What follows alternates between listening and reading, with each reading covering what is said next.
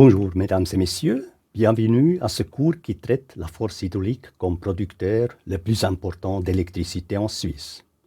Dans cette première partie, nous allons discuter les avantages, la classification et les perspectives de la force hydraulique en Suisse. Au cours de cette leçon, plus en détail, nous allons introduire tout d'abord les avantages de la force hydraulique en Suisse, ainsi les différents types d'aménagement hydroélectrique selon quelques critères de classification. Ensuite, nous analyserons le rôle particulier de l'énergie hydraulique suisse dans l'arc alpin et en Europe. Finalement, nous poserons la question des perspectives et de la contribution future de l'énergie hydraulique suisse comme patrie dans l'arc alpin et en Europe. La force hydraulique est la plus importante source de production d'électricité en Suisse et couvre aujourd'hui 50 à 60% de notre consommation. Elle offre plusieurs avantages pour la Suisse. Tout d'abord, il s'agit d'une énergie renouvelable, sans émission directe de CO2, avec un excellent rendement, efficacité, facilement ajustable à la demande. En plus, il s'agit d'une énergie indigène, créant de l'emploi dans les allées alpines et procurant des rentrées financières par des impôts et des redevances. La construction des aménagements nécessaires permet d'améliorer les infrastructures et peut constituer un attrait touristique. Finalement, ces aménagements peuvent contribuer à la production contre les crues. Les aménagements hydroélectriques peuvent être classifiés selon 4 critères. Disposition, hauteur de chute, possibilité d'accumulation et utilisation de l'eau, ainsi type de turbine. En plus, on parle de la petite hydraulique pour les centrales ayant une puissance inférieure à 10 MW. Et on parle, par exemple, aussi de mini-centrales pour des centrales en dessous de 1 MW. En fonction de leur disposition, 2 aménagements peuvent être distingués, sans dérivation et avec dérivation. Les aménagements hydroélectriques sont par ailleurs souvent classés selon le critère de la chute en distinguant entre la haute chute pour des chutes supérieures à 200 mètres, moyenne chute pour des chutes entre 40 et 200 mètres et basse chute pour des chutes inférieures à 40 mètres. Un aménagement ne permettant pas le stockage de l'eau est appelé un aménagement au fil de l'eau. Ce sont les aménagements qui conduisent les eaux d'un cours d'eau naturel directement vers les turbines sans avoir recours à un réservoir. La production d'électricité dépend donc directement du débit naturel instantané du cours d'eau. Les aménagements d'accumulation comportent un réservoir servant à stocker les eaux s'écoulant dans le cours d'eau naturel pendant un laps de temps plus ou moins grand. La production d'énergie électrique peut ainsi être mieux adapté aux besoins de la demande. Un aménagement avec accumulation peut donc produire de l'énergie de pointe à n'importe quel moment quand la demande dans le réseau électrique est la plus élevée. Les aménagements de pompage-turbinage constituent un cas particulier d'aménagement à accumulation. Ces aménagements ne disposent pas seulement de réservoirs à l'amont des turbines, mais également de réservoirs aval.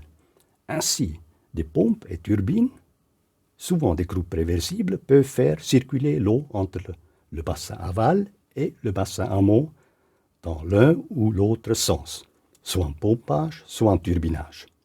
Finalement, différents types de turbines sont utilisés, comme nous avons déjà vu dans la leçon 2, qui peuvent également servir à classifier les aménagements hydroélectriques.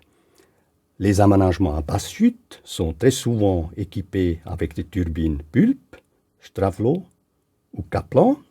Les aménagements à moyenne chute, très souvent avec des turbines Francis, et les aménagements haute chute, normalement avec des turbines Pelton ou avec des turbines Francis.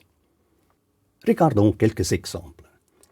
Les aménagements au fil de l'eau, sans dérivation de l'eau, sont directement installés sur la rivière et se composent d'un barrage à rivière combiné avec une centrale. Le plan d'eau dans la rivière est surélevé par le barrage. Ceci nécessite l'endiguement de la rivière à l'amont du barrage dans le tronçon de la courbe de remous. Souvent, la chute est augmentée par le dragage du lit à l'aval de la centrale. Ici, on voit l'exemple de la centrale Bremgarten-Zufikon sur la Reuss, avec vue schématique à droite sur le barrage en rivière qui permet de maîtriser les situations de crue extrêmes, ainsi que sur la centrale à droite avec les 3 turbines pulpes. Dans le cas d'un aménagement au fil de l'eau, avec dérivation de l'eau, le barrage en rivière et la centrale sont séparés. Le barrage en rivière provoque une surélévation du plan d'eau et force l'eau à entrer dans le canal d'adduction à la centrale.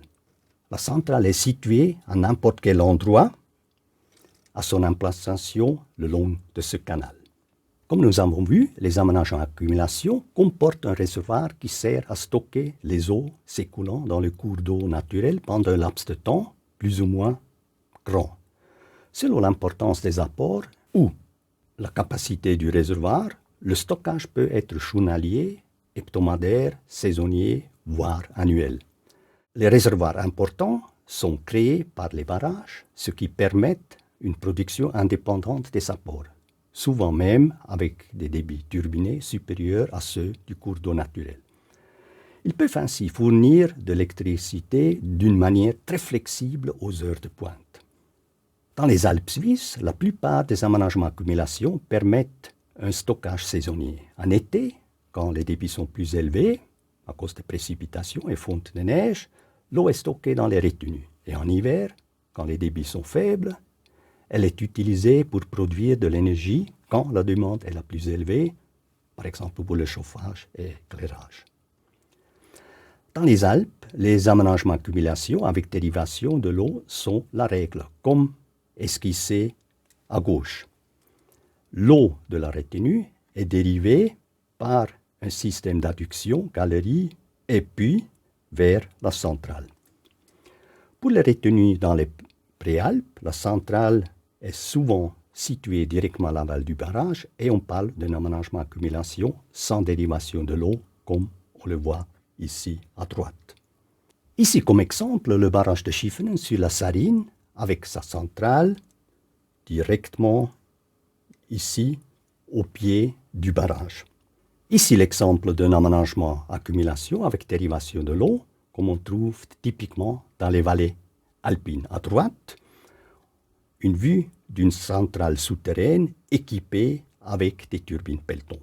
Finalement, examinons le cas des aménagements de pompage-turbinage. Pendant les périodes de production excédentaire d'électricité, l'eau est pompée du bassin inférieur vers le bassin supérieur. Inversement, en période de forte demande d'électricité, l'eau stockée dans le bassin supérieur est turbinée vers le bassin inférieur.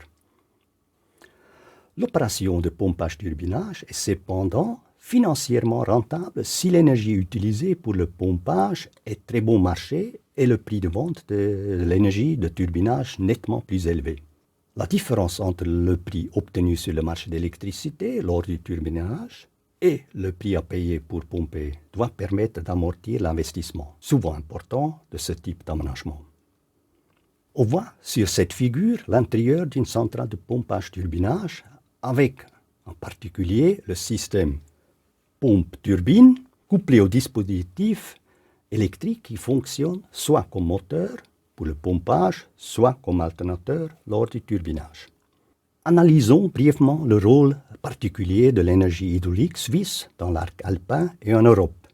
L'arc alpin dispose des ressources en eau les plus importantes de l'Europe occidentale et par conséquent d'un potentiel hydroélectrique considérable. Tout d'abord, quelques remarques sur la production annuelle et les puissances installées dans les pays alpins. En France, où la production et la puissance hydroélectrique sont les plus importants parmi les pays de l'arc alpin, seuls 8,5% de la production d'énergie électrique sont assurés par les centrales hydrauliques. L'Autriche est le pays qui, avec 62%, couvre la plus grande partie de ses besoins en électricité par l'hydraulique, suivi par la Suisse avec plus que 56%. L'Italie suit la France dans le classement par pays produisant le plus d'hydroélectricité. En assurant plus de la moitié de sa production hydroélectrique par les centrales à accumulation, la Suisse est le plus important fournisseur d'énergie de pointe des pays de l'arc alpin avec 18 500 gigawattheures, suivi par l'Italie. Grâce à une topographie favorable, l'Autriche et la France produisent également environ 12 000 gigawattheures par année d'énergie de pointe. En conséquence, l'hydraulique suisse peut jouer un rôle primordial en Europe centrale comme fournisseur d'énergie de réglage grâce aux retenues créées par les barrages. En Suisse, environ 200 grands barrages plus hauts que 15 mètres ont été construits. Aucun pays alpin ne dispose de plus de barrages d'une hauteur supérieure à 150 mètres, c'est-à-dire 9 comme on voit ici. Parmi ces barrages, celui de Grand-Ixence est encore aujourd'hui le plus haut barrage poids en béton dans le monde. Avec la grande capacité de stockage obtenue grâce à ces retenues, la Suisse peut être vue comme la patrie de l'arc alpin et de l'Europe. Regardons les perspectives de l'énergie hydraulique en Suisse et la contribution future, celle-ci comme batterie dans l'arc alpin et l'Europe. Le potentiel techniquement réalisable en Suisse est d'ores et déjà exploité à plus que 85%. La plupart des grands aménagements d'accumulation suisses datent d'il y a 50 à 60 ans. Ces ouvrages produisent de l'énergie de pointe au moment précis où la demande du réseau est la plus élevée, ce qui constitue un important avantage compétitif pour les échanges d'électricité comme nous avons déjà vu. Afin de préserver cette énergie renouvelable et précieuse, modernisation et extension des aménagements seront indispensables au cours des prochaines décennies. À part de leur renouvellement, installant par exemple des turbines plus performantes, il s'agit notamment d'optimiser et flexibiliser ces ouvrages en augmentant leur puissance et leur capacité de retenue. Le but de ces extensions est d'atteindre une meilleure rentabilité, argument de taille dans un marché complètement libéralisé et privatisé. Selon différentes études, le potentiel réaliste d'augmentation de la production annuelle est relativement faible et se situe entre 3,5 à 4 TWh par année, avec des conditions cadres favorables jusqu'en 2050, ce qui correspond à environ 10% de la production actuelle. Néanmoins, les exigences de la loi sur la protection des eaux conduiront, après l'assainissement de tous les aménagements, à une diminution de la production annuelle de 1,5 à 2 TWh. Donc il en résulte une augmentation nette de la production annuelle de 1,5 à 2,5 TWh par rapport à aujourd'hui, au meilleur des cas. Cela dit, il subsiste un potentiel d'augmentation massive de la puissance hydroélectrique globale. Celle-ci pourrait être accrue de 3,500 MW d'ici à 2050 en équipant les ouvrages existants de nouveaux systèmes d'adduction et de turbines supplémentaires et plus efficaces, ainsi qu'en augmentant les capacités de retenue.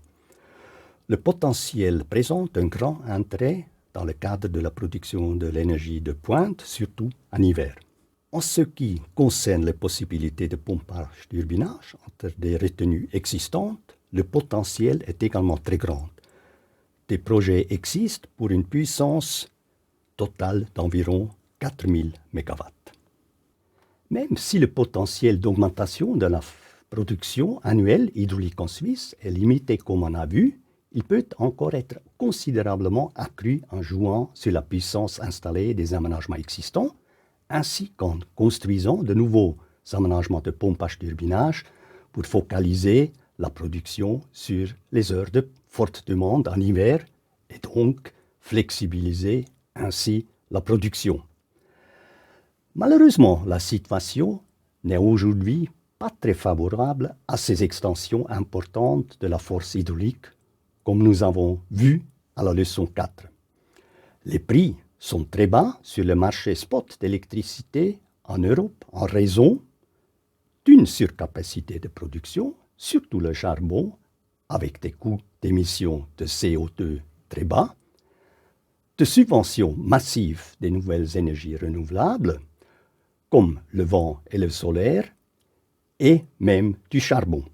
À cause de cette distorsion actuelle du marché en Europe, ainsi les charges très élevées dans notre pays, l'hydraulique suisse est actuellement fortement défavorisée, non seulement économiquement, mais également du point de vue conditions d'accès au marché par rapport à d'autres pays en Europe. Dans la deuxième partie, nous analyserons les défis économiques et environnementaux de la force hydraulique en Suisse.